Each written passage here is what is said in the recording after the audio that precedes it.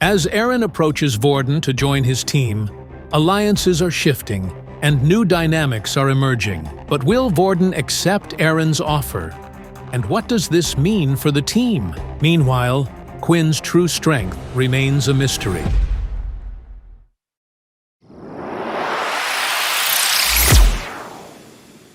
Not only were Quinn and the others shocked that Erin had approached Vorden, but so was the whole class. In Dell's class, Erin was the strongest student there. Nearly everyone wanted her on their team, but over the last few days, when people had tried to approach her, she had always given a cold response. It seemed like she was disinterested in everything apart from getting stronger. "I'm sorry," Vorden said, "but I've already decided to make a team with these guys." Vorden's response to Erin seemed to be even crazier to everyone else as well. They had seen Vorden fight that day when they were surrounded by the second years. After witnessing that, no one would say he was any weaker than Erin. If the two of them were to combine powers and found a few other strong people, it meant that they could easily come up with the strongest team in the class. Erin then looked at the group of people who Vorden pointed at. To be honest, she didn't seem to recognize any of them. "Who are they?" Erin said. "What? We took the test together. I even helped you out at the assembly hall," Lila complained. The truth was, Erin never took the time to remember people's faces. She only cared about those who were strong. When she saw how weak they were in the test assessment, she didn't even bother with them any longer. Although there was one person who had caught her eye other than Vorden, and that was Quinn. She remembered him throwing the black beast balls at a lightning-fast speed and taking out a student. Then, when she looked at his wrist, she saw he was only a level 1 user. "Why would you stay with these weak people? Surely you can get a better grade if you join me and a few others," Erin said.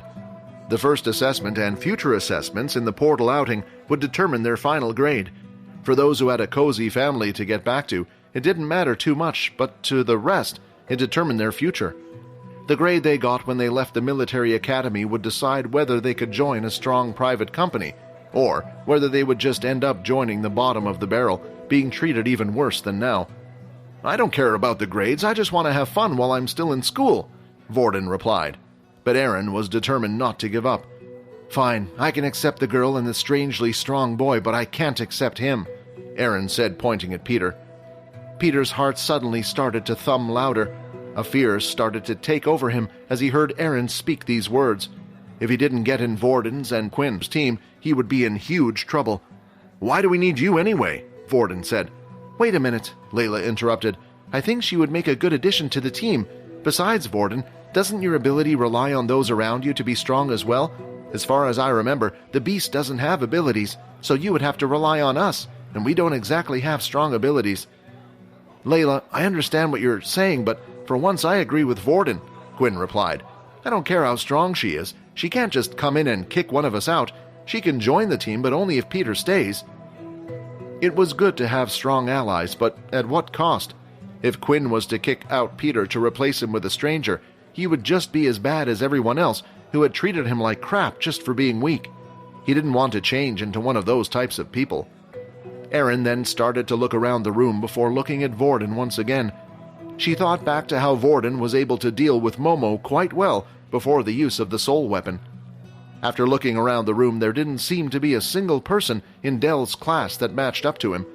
"Fine, I will join, but I wish for the 5 of us to have a retesting to see where we stand," Erin asked. "Perhaps we can go visit the training center, display what we can do to the rest." Layla and Quinn looked at each other with a half-worried look in their eye. The 5 of them then headed down to the training center. It was the same place that Layla had first spotted Quinn, who had sneaked in the place at night. Right now, the room was filled with multiple different people from all sorts of different classes. All the other classes had also been informed about the upcoming test and had decided to find out what each other's abilities were. This would give them the best chance of defeating and capturing as many beasts as possible and increasing their chances of survival. "Well, what do you want us to do?" Vorden asked. "I've already seen your powers, but I can't remember too much about the girl and the other 2. Perhaps the girl can go first on the strength machine." Layla went up as asked and went to the large circular strength machine. She concentrated her mind and threw out her fist at the same time. She used the force of her telekinesis to push her hand as strong as she could. The numbers slowly went up on the machine's display until it had eventually reached number 8. "Damn it, same as last time. Looks like I haven't improved much," Layla complained. For a level 2, that's a quite weak strength score, but judging by the bow, you're a ranged user anyway. It will be quite handy to have someone like you on the team, Erin said. She then walked up to the two boys, Quinn and Peter. Well, I'm hoping that both of you can at least get the same score as her. Quinn was starting to get annoyed by all her taunts, but he took a deep breath and held it in. With her on the team, it would cause fewer troubles with the others. Even if they did defeat beasts and obtain their crystals, there was a high chance that another team might target them and try to steal them. But just having Erin on the team would stop that. Peter walked up to the machine holding the mud staff in his hand. Looks like he's still level 1 then, Erin said. Level 1 Earth users didn't have the ability to extract Earth from the ground. All they could do was reform the Earth in their hand. They could only control the Earth they were touching rather than the Earth around them. As Peter went to punch the machine, the Earth around from the pole started to form around his fist. As he hit the machine, the numbers started to go up, and finally it stopped at 8, the same score as Lila. Well, what are you waiting for? Erin said, looking at Quinn. As Quinn walked up to the strength machine, all he wanted to do was punch the machine as hard as he could. He wanted to shut up the arrogant Erin, who felt like she was better than everyone else. Why did she choose to act like this? Simply because she had a better ability than others? Because her family was well off enough to buy her a strong ability book? But Quinn couldn't reveal himself here, especially in front of the others. They all had seen him on the test day, and they all knew Quinn still didn't have an ability apart from Lila. He looked at the machine and started to wonder if he performed a hammer strike using all his strength, would the number rise up? Surely the number would be above his 16 strength.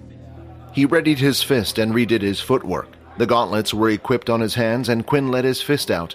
He tried controlling the power output, hoping to achieve a similar score to the other two. Bang! His fist collided with the large drum-like machine, and the numbers slowly started to rise. 8, 9, and then finally the number had stopped at 10. Quinn estimated if his current strength with the gloves was 16 when he needed to use half his strength when hitting the machine to get an 8. But such macro-level control was nearly impossible to get right, and he had managed to go slightly over. Hey man, didn't you get stronger? Vorden said, surprised.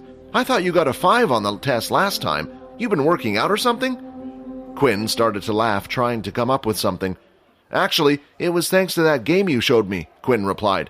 I met someone who really helped and showed me how to activate the beast weapon strength properly.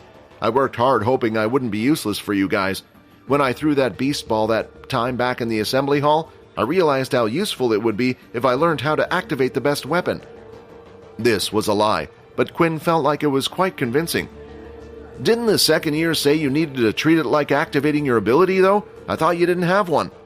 Apparently that isn't a requirement, but just to help you visualize activating your beast weapons, Quinn replied back. Sweat was starting to run down his face. All he could do now was hope the others would buy it. Well, a score of 10 isn't that impressive. The only reason we are talking about it is because you're level 1, Erin said. For once, Quinn was happy Erin's smugness had drawn the attention away from him. Is this okay then? Lila asked. Yes, Erin replied. I still wish to join your team. I believe even with the extra luggage we have on board, with me and Vorden, we can come out as the top team during this assessment. After testing everyone's strength, the group decided to discuss a few things, such as formation and what to do. Although the discussions didn't last for long, if they were to travel as a group, Lila would stay at the back for support, and Erin and Vorden would be at the front. Usually the physical damage dealers would be at the front of the squad, while elemental users in the middle. But in this scenario, Quinn and Peter were considered so weak that they were placed in the center for protection. Erin felt like it was quite useless to practice anything else after finding out how weak the other two abilities were, so the group's meeting had ended early, and she decided to go off on her own to train somewhere. Well, if combat classes have been cancelled for the day, is there anything you wanted to do? Vorden asked. Actually, I was planning to head to the VR capsules, Quinn replied. I've been trying out a bunch of abilities so I can decide what ability to pick in the future. Suddenly, Vorden started to shiver. You can go ahead, Vorden said. I know I showed you how to play the other day, but to be honest, I'm sick and tired of that game. I played it so much growing up and all. With Quinn heading off to the VR room, that left Peter and Vorden all on their own. Hey, so do you want to practice a bit more with your ability? I know you're saving up so you can buy a few more skill books. Maybe we can get you to a level 2 before heading off into the portal. Peter looked around the room at the other students before giving an answer. "Sure, that sounds like a good idea," Peter replied. But Peter's strange actions didn't go unnoticed, and Vorden had a feeling it had something to do with those students he went to hang around with a few days ago. Quinn had finally arrived at the VR center. He paid his 10 credits for an hour and got into his pod as usual. At the moment, it was the easiest way for Quinn to level up and get stronger. He decided while inside the capsule, he would split his session into 2 halves. For the first 30 minutes, he would spend it facing against level 1s. On average, it took him around 5 minutes to defeat an opponent in the level 1 stage. Gaining 25 experience points for each opponent he defeated would allow him to gain around 150 experience points. Then, for the second half of the session, he would use it searching for quick matches, battling against opponents of all different strengths. This would improve his fighting IQ out in the world. Quinn entered the game and started his first match with his plan. He did the usual avoiding the enemy's strikes and dealing with his opponent with either the strength of his 2 fists or by using a barrage of blood swipes. That's when Nate noticed that the ID Blood Evolver was online. Nate was still interested in this person and decided to check him out. As long as they were in your friends list, you were able to spectate their matches. Nate then was suddenly transported into the arena and began to watch Quinn's matches one by one. And all that he witnessed was Quinn defeating weak level 1s in a matter of minutes. But it was strange, for someone as strong as him, just what on earth was he doing? When Nate thought of him, he never imagined Quinn to be the type of person to bully the weak. "Let the grinding begin," Quinn said as he took down his next opponent. Quinn's VR game performance has caught Nate's attention. But why is a powerful player like Quinn fighting weak level 1s? What will Nate's discovery mean for Quinn's reputation and relationships? Subscribe to the Pocket FM Blockbuster YouTube channel and press the bell icon for instant notifications. Check out our channel for more exciting shows.